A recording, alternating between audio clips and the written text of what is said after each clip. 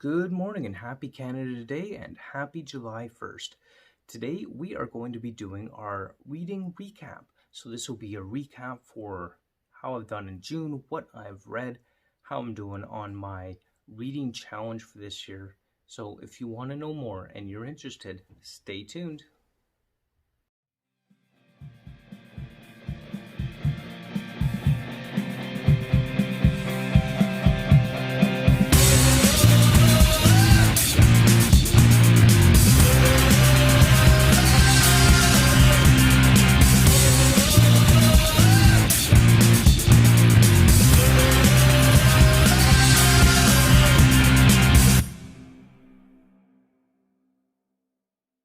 Okay, welcome to Drew's Book Reviews for June Reading Recap.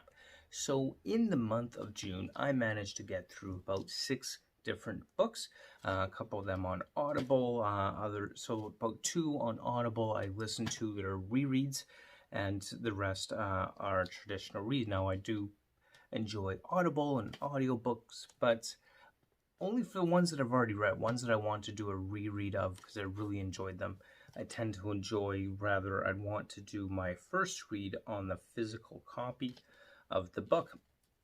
But without further ado, we'll get into our June reads. So, the first book that I finished reading, and it's always finished because sometimes I'll start at the end of the month and not quite finish it to the beginning of the next month. And that is totally okay and totally fine. So I started the month, or rather, first book I completed in the month of June was my read through of Brandon Sanderson's Oathbringer. So this is the third book in the Stormlight Archive, and it is by far one of my favorite book series of all time. So if you haven't read the Stormlight Archive, it's quite a stormy book. But in all seriousness, the whole book series is really, really awesome.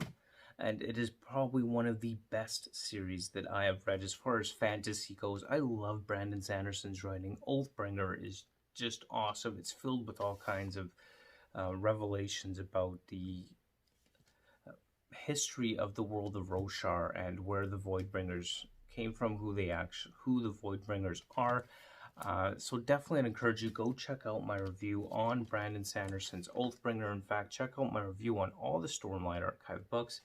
Totally well worth it. Goodreads, I gave this a 5-star review very easily because it is such a awesome book. Next up we have from the Witcher series, The Lady of the Lake by Andrzej Sapkowski. So The Witcher, of course, there is the Netflix TV series based on that. The Witcher is a world, it's like a medieval European culture where there are monsters that hunt people, and the Witcher is someone who is a paid for-hire killer. He is paid to kill the monsters that hunt people. And the Lady of the Lake, and there's 2 central characters in this entire series. There's the Witcher, Geralt of Rivia, and then there is Cirilla of Sintra. So she is a basically dethroned princess. She is one of the other central characters, and that is what this book focuses around, is Cirilla of Sintra. Specifically on Goodreads, I gave that one a 4 out of 5-star rating on Goodreads. So definitely check out my review of that one. I'll try to remember to put the links to all these books and my reviews of them in the description below. And then we've got on my June reads, I was able to go through a couple of books offered to me by self-published author, which I really appreciate those offers being made. And those 2 books come up here. Is first off, we have what's called An Unconventional Family by Roberta Bernardo. Now, this is truly an unconventional family. It's the story of an orphan girl who family's the victim of a mob hit, a for-hire hitman, and a dancer, and how they all come together to form what is effectively an unconventional family. I enjoyed this book. It's definitely not my usual science fiction fantasy, but overall, definitely still enjoyed An Unconventional Family by Roberta Bernardo.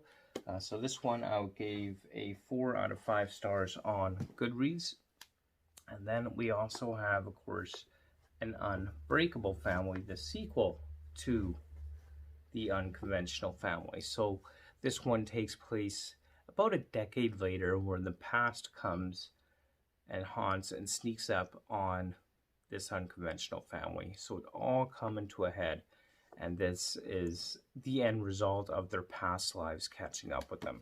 So again, really interesting read, really fun read, especially for if you like that kind of fiction thrill ride. It's enjoyable read. I really liked it. Again, not my normal science fiction fantasy type reads, but overall still a good book. That's one I gave a 4 out of 5 stars on Goodreads.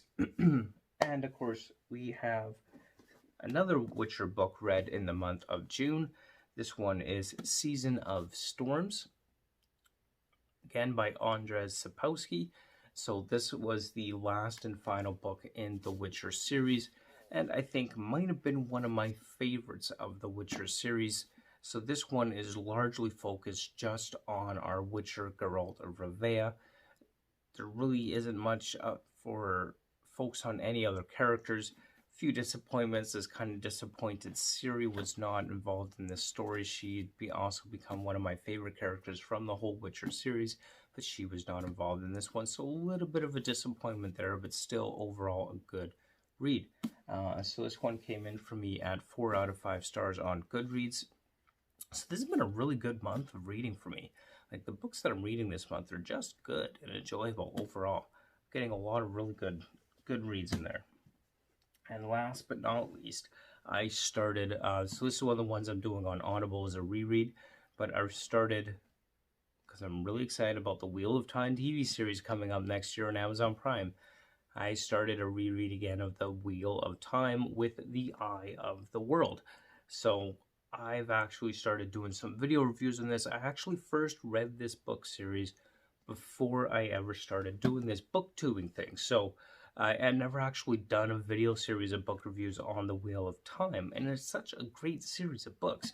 The Wheel of Time is just amazing, and while so many other YouTubers do such a better job of doing this series justice and when they're discussing it on their channels, I'm doing my best effort forward and putting up my book review series on that. The first one is up, of course, The Eye of the World, so definitely go check that out, and I will be doing the rest of it as I get through them on Audible as well. So definitely go check that out. 5 out of 5 stars easily for The Eye of the World. Robert Jordan, awesome. Not everybody likes The Wheel of Time. Some find it slow, or Robert Jordan's writing a little boring at times with how descriptive he could be. Like, there's definitely some criticisms there, but overall, absolutely love The Eye of the World, love The Wheel of Time. It is just awesome, and overall just a really good series of books. So 5 out of 5 stars for The Eye of the World. So again, go check out my review on that. I'll have all the reviews to these books linked in the description below, so don't forget to go and check them out. Okay, so as for my Goodreads challenge this year, where am I sitting? How am I doing? What's going on with that?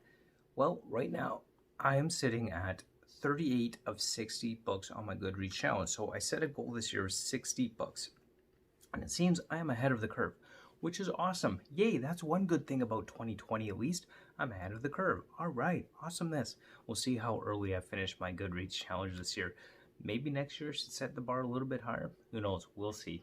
We'll see how it goes. I'm going to keep it at 60 for right now, but I'm happy that I'm ahead of the curve, ahead of where I need to be at this point. We're halfway through the year, and we're at 38 of 60 books for my Goodreads challenge this year thus far. So that is really awesome. Also, I'm just going to go a little bit into my to be read for the month of July. So things that I have upcoming, what I'm currently reading right now, and where we could expect, or at least books that I hope to get to in the month of July, or at least get to and finish up in the month of July. So right now I am currently reading Dan Simmons' Hyperion. I'm actually almost finished this particular book, the first one in the Hyperion Cantos. So primarily I hope to get through the full Hyperion Cantos book series in the month of July. So of course the first book, as you saw, was Hyperion. Almost finished that one, and then of course we'll have The Fall of Hyperion, Endymion, and The Rise of Endymion for the whole Hyperion Cantos. I'm also currently working on The Wheel of Time, reading through that, as I mentioned earlier. So I am doing The Great Hunt on Audible right now.